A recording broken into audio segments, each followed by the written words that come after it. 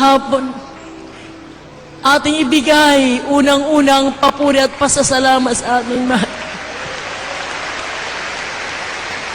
Lahat tayo nakarating dito, kaloob at gintong pagkakataon ay pinagbinigay sa atin ng mahal na Panginoon.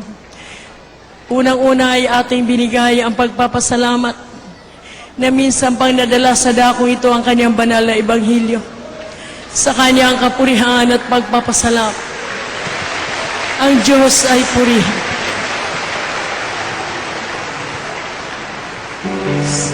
Sa iyo, Diyos, pasalamat ko ay taos. Hallelujah. Magmana ko, minahal at iyong tinubos. Di kaya nangangil sa langit ang nais ko ihaya sa iyo. Hallelujah! Sa iyo ang buhay ko't labas. Buhay ko't labas.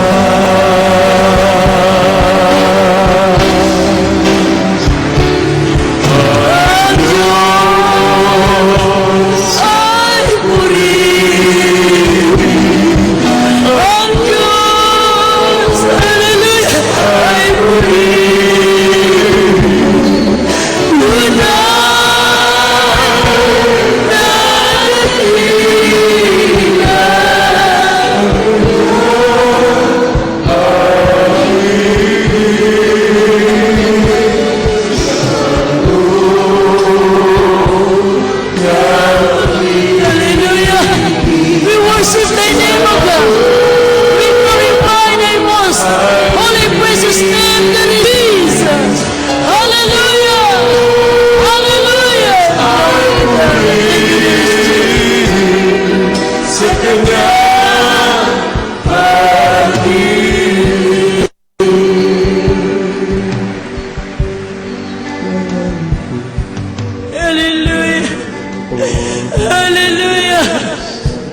Paging kapatid mo ako at anumang tagumpay, utang ko sa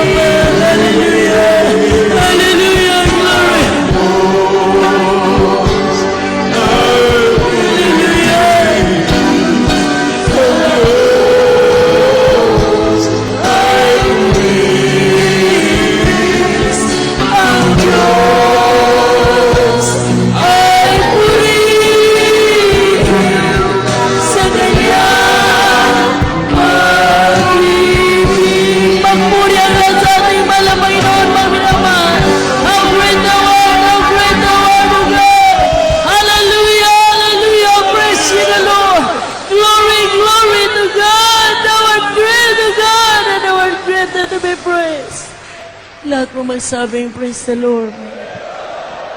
Niling ko makisa muna tayong manalangin, purihin ang kanyang banal na pangalan. Sa ating pong banal na gawain sa araw na ito, nais nating bigyan tayo ng pagkakataong gabayan, pangunahan ng Santong Espiritu ng ating mahal na Panginoon. Sa pagkakataong ito, napakarami po natin minamahal mga kababayan nag-antabay sa kalamatahanan sa gawain ito ng mahal na Panginoon.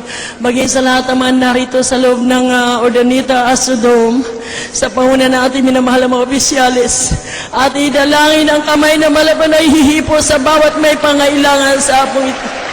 Opo, dakila at mapagpala namin, Ama, Diyos ng mga pangyarihan sa lahat. Sa paunang dalay, minamahal ginagalang na malapastor, aming malay bangilista.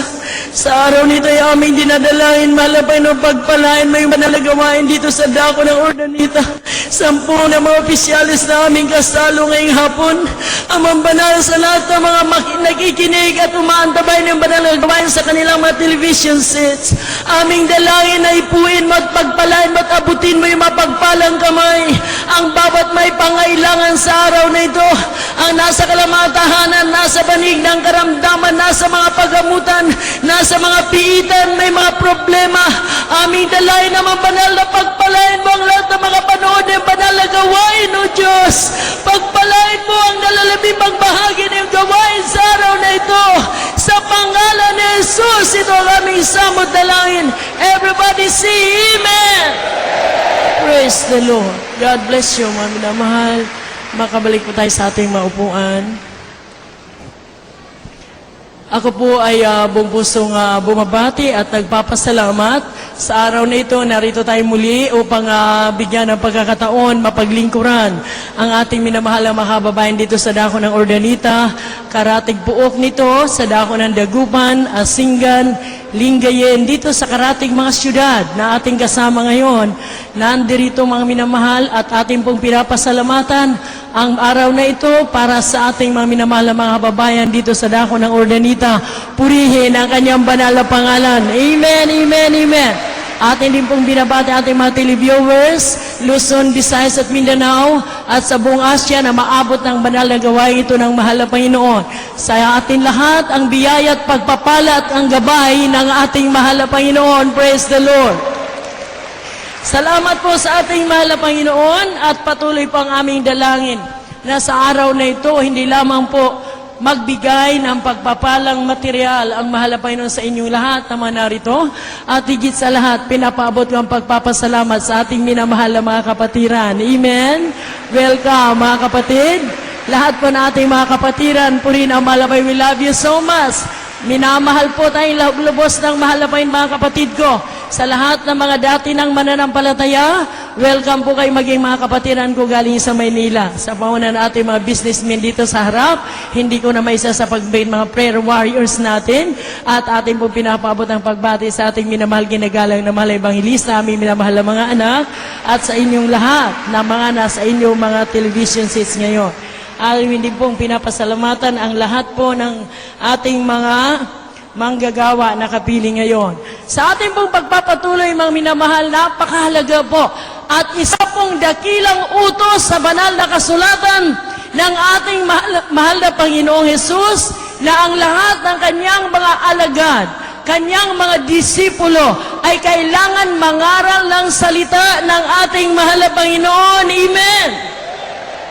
Sabi ng Biblia sa Juan 3, talatang 3, sinabi ng mahal na Panginoon, aking sinasabi sa inyo na katotohanan, kapag ang tao hindi may panganak na muli, hindi niya makikita ang kaharian ng Diyos. Anong dahilan? Samantala, ang sabi ng Juan 3:16, for God so loved the world that He gave His only begotten Son, that whosoever believeth on Him should not perish, but have an everlasting life. Amen. Ngunit sa sinabi na malapay sa Juan 3:3, hindi po pwedeng makapasok sa kaharian ng Diyos maliban na may panganak na muli ang tao. Anong dahilan? Kailangan pa bang may panganak na muli? Ang sabi ni Nicodemo, isang pinuno ng reliyon sa Israel, ako'y malaki na, babalik pa ba ako sa sinapupunan ng aking ina upang may panganak na muli? Ngunit sinabi ng Biblia, sinagot sila ng ating dakilang tagapagligtas, ang ating mahal na Panginoong Hesukristo. Nicodemo, pinuno ka ng reliyon sa Israel. Hindi mo maintindihan ang kapanganakang sinasabi ko. Sinabi rito sapagkat ang tao ay mayroong minana na kasalanan sa kanilang ating unang magulang, tayo po'y kailanman hindi makasunod at makapagbibigay lugod sa ating mahal na Panginoon, maliban na lamang may panganak na muli tayo. From the book of St. John, chapter 3, verse 3. Jesus answered and said unto him, Verily, verily, I say unto thee, except a man be born again, he cannot see the kingdom of God. From the book of St. John chapter 3, verse 16. For God so loved the world that he gave his only begotten Son, that whosoever believeth in him should not perish, but have everlasting life. Amen. Maliban na tayo ay tatanggap sa mahal na at tatanggap ng bautismo sa tubig sa pangalan niya, ay hindi tayo maggamit ng kaligtasan. Bakit? 51:5 na mga awit, tayo'y kinonsive, tayo ay nilalang at nagpakatao rito ang mala para tubusin ang mga taong makasalanan. Sinabi ang aking ina ay kinonsave ako sa kasalanan. Kung kaya't ang sabi ng Biblia, kinakailangan may panganak na muli ang tao dahil lahat ng tao ay makasalanan. Inherent natin ang ating kasalanan sa ating unang ama at ina. Kailangan tayo makapagbabalik loob sa Diyos sa pamagitan ng kapanganakang muli. Amen. From the book of Psalms, chapter 51, verse 5. Behold, I was shapen in iniquity, and in sin did my mother conceive me. Amen. Lahat ng tao, apart from Christ, all are sinners, and they are not doing and obeying the commandments of God, and they are not pleasing the Lord. Hindi sila nakapagbibigay lugod sa mahal na apart from Christ, wala nang ibang daan na ang tao ay makasunod sa kautusan, kundi siya ay tumanggap sa Panginoong Hesus Kristo, magpabautismo sa kanyang pangalan. Doon pa lamang siya mapatawad sa kanyang mga kasalanan, sapagkat ang sabi ng 51:5 na mga awit, ako'y inanyuan sa loob pa lamang ng sinapupunan ng aking ina ng kasalanan. Mayroon tayong inherent sinners before the eyes of God. Ngunit ang sabi ng Biblia, kung tayo may panganak na muli, tayo po'y mapapatawad sa ating mga kasalanan. Sabi po ng Roma 8:7-8, ito ang kalagayan natin sa mundo ngayon. Sa lahat ng wala pa kay Kristo, ito ang kalagayan ng lahat ng tao na nabubuhay sa mundo ngayon. Amen. From the book of Romans, chapter 8, verse 7 and 8. Because the carnal mind is enmity against God, for it is not subject to the law of God, neither indeed can be. So then, they that are in the flesh cannot please God. Amen. Ang kaisipan ng tao sa mundong ito ay para lamang galitin ng Diyos. Kailanman hindi niya masusunod ang kalooban ng mahal na Panginoon. Nakikipag-alit palagi ang taong nasa laman. Ngunit ang sabi ng Biblia, kapag may panganak ka na muli, ang iyong buhay ay magkaroon ng pagbabago. Ang sabi ng Biblia, papasok dito sa ating puso ang Espiritu ng ating mahal na Panginoon. At tawagin tayong mga anak ng Diyos. Amen. From the book of 1 Corinthians, chapter 2, verse 14. But the natural man receiveth not the things of the Spirit of God, for they are foolishness unto him, neither can he know them, because they are spiritually discerned. Kaya nga po kailangan ipanganak na muli ang tao, mga minamahal. Ye must be born again, Nicodemo.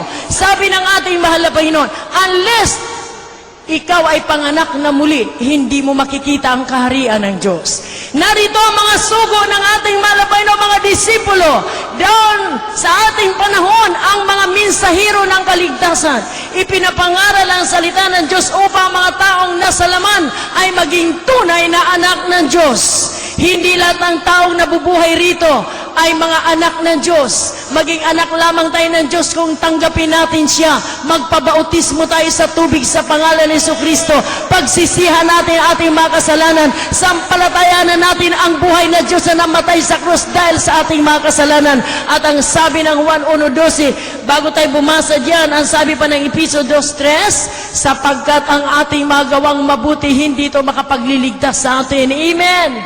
Kailangan may panganak tayo muli. 2:3 ng Efeso, mga minamahal. From the book of Ephesians, chapter 2, verse 3. Among whom also we all had our conversation in times past in the lust of our flesh, fulfilling the desires of the flesh and of the mind, and were by nature the children of wrath, even as others. Kailangan may pangaral ang salita ng Diyos upang mamulat ang tao na hanggat pala hindi siya may panganak na muli, hindi niya makikita ang kaharian ng Diyos. Ang sabi ng Biblia, noong araw, tayo ay gumagawa palagi ng mga bagay na malulugod ang ating laman. Ating pinagbibigyan ang ating sarili na tayo ang masusunod sa lahat ng ating ginagawa. Ang tawag sa atin noon ay children of wrath, anak ng kagalitan. Kailanman hindi nalulugod ang Diyos sa ating ginagawa nung araw. Ngunit pagkatapos natin siyang tanggapin, tayo magpabautismo at magpatuloy na maglingkod sa Kanya, tawagin daw po tayong mga anak ng Diyos. Juan 1:12, mga minamahal. From the book of St. John chapter 1 verse 12. But as many as received him, to them gave he power to become the sons of God, even to them that believe on his name. Pagkatapos niyan, mga minamahal namin mga kababayan, ang sabi na Biblia ay pinapangaral, inutusan na mahal na Panginoon ang lahat ng Kanya mga alagad, ang mga disipulo, at lahat nagsisampalataya sa Kanya, tinawag silang mga anak ng Diyos. At ang sabi ng Biblia, nananahan sa kanilang espiritu na mahal na Panginoon. Mateo 3:2, repent ye therefore, ang sabi, for the kingdom of heaven is at hand. Magsisi ang lahat, sapat malapit na ang kaharian ng Diyos. Kaya narito ang pangangaral ng Ebanghelyo ni Kristo. Pinagsisi ang lahat ng tao. Pinagbabalik loob lahat ang tao sa mahal na Panginoon. Sa pamagitan ng pagkilala sa mahal na Panginoon, pagtanggap sa Kanyang pangalan at magpabautismo tayo at magpatuloy tayo maglingkod sa Kanya. Doon ka pa lamang tawaging anak ng Diyos. Amen. From the book of St. Matthew chapter 3 verse 2. And saying, repent ye, for the kingdom of heaven is at hand. 3:19 ng gawa, itinuturo ito sa lahat ating mga kababayan. Kayo po na may mga karamdaman, kayo na may mga problema, hindi po niyo makamit ang kagalingan hanggat hindi niyo muna tanggapin ang ating mahal na Panginoong Kristo na inyong sariling tagapagligtas, Diyos at Hari na inyong mga buhay. At pagkatapos yung gawin yan, maglingkod na kayong tuloy-tuloy sa mahal na Panginoon. Amen. From the book of Acts, chapter 3, verse 9. 19. Verse 19. Repent ye therefore, and be converted, that your sins may be blotted out, when the times of refreshing shall come from the presence of the Lord. Amen. Oh, mga minamahal, magsisi, magbalik loob upang mga pawi ang ating mga kasalanan at tatagampin tayong tunay na mga anak ng Diyos. Huling 2 talata, ang sabi ng Biblia, nais ng Diyos ng lahat ay maligtas. Amen. Ang ating minamahal na mga kapatid na nandirito, dati-rati mga minamahal, sila'y naglalakad ng walang patutunguhan, hindi nila alam kung ano ang dapat nilang gawin para sila'y makarating sa buhay na walang hanggan. Dumating isang araw ang krusada sa kalang mga dako. Narito, nagbabalik loob silang lahat sa mahal na Panginoon. Pinagaling ang kalang mga karamdaman, nilutas ang kalang mga problema, at may mga bago na silang nilalang at tinawag na anak ng Diyos. Nais ng Diyos ang lahat ay maligtas, ngunit napakarami ang ayaw lumapit sa mahal na Panginoon. Sabi ng 2 Peter 3:9, ikalawang Pedro 3:9, nais ng Diyos lahat ng tao ay maligtas, kung kaya't pinapapangaral niya ang kanyang mga ngaral sa buong kinapal, at tawagin ang mga taong nais magbalik loob sa Diyos, at upang ang kalang mga pangalan maisulat sa aklat ng buhay sa kalangitan. Ihanda rin ang Pilipos 2:11-12, last verses po ito. From the book of 2 Peter chapter 3 verse 9.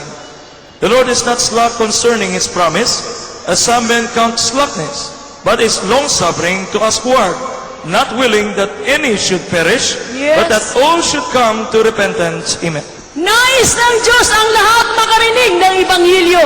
Kung kaya't narito, bawat dako na kami inutusan ng mahal na Panginoon, naroon ang Jesus Miracle Crusade International Ministry upang magpahayag sa tao, upang magsabi sa tao na ang Diyos ay nananawagan sa kanila. Ayaw ng Diyos na ang lahat ay mapahamak, bagkus gusto niya ang lahat ay maligtas at makakilala sa Kanya. Kaya narito ang iyong banal na gawain. Ang banal na gawain ng mahal na Panginoon, nagbibigay daan sa nang sino mang lalapit sa Kanya, bigyan ng pagkakataon na makapagsisi at maging tunay na anak ng Diyos. Maging mga minamahal, sabi rito, mayroong mga pagkakataon, ngunit ang tao ay talaga pong pilit na lumalayo sa mahal na Panginoon. Hindi seryosong nagpapahalaga sa gawain ng mahal na Panginoon. Ngunit one day, ang sabi ng Biblia, every tongue should confess, every knee shall bow before the King of Kings and the Lord of Lords. Maaring sa araw na pananawagan na ito na mahal na Panginoon, marami ang nagkibit balikat, marami ang hindi nagbibigay panahon dito, ngunit darating ang araw nang sabi lahat ng tuhod ay luluhod, lahat ng dila ay magsasabi na ang Diyos ang tagapagligtas. Purihin ang kanyang banal na pangalan. Marami po ang mga tao nagkibit balikat ngayon. Hindi po nila alam kung gaano kahalaga ang ibanghilyo na mahal na Panginoon. Ito po ay buhay. Buhay na walang hanggan ating matanggap, buhat sa Ebanghelyo na mahal na Panginoon. Ating basahin, mga minamahal. From the book of Philippians chapter 2, verse 11 and 12. Wherefore, my beloved, as ye have always obeyed, not as in my presence only, but now much more in my absence, work out your own salvation with fear and trembling. Purihin ang kanyang banal na pangalan. Ipalagpak po natin ating mga kamay sa ating mahal na Panginoon. Praise the Lord.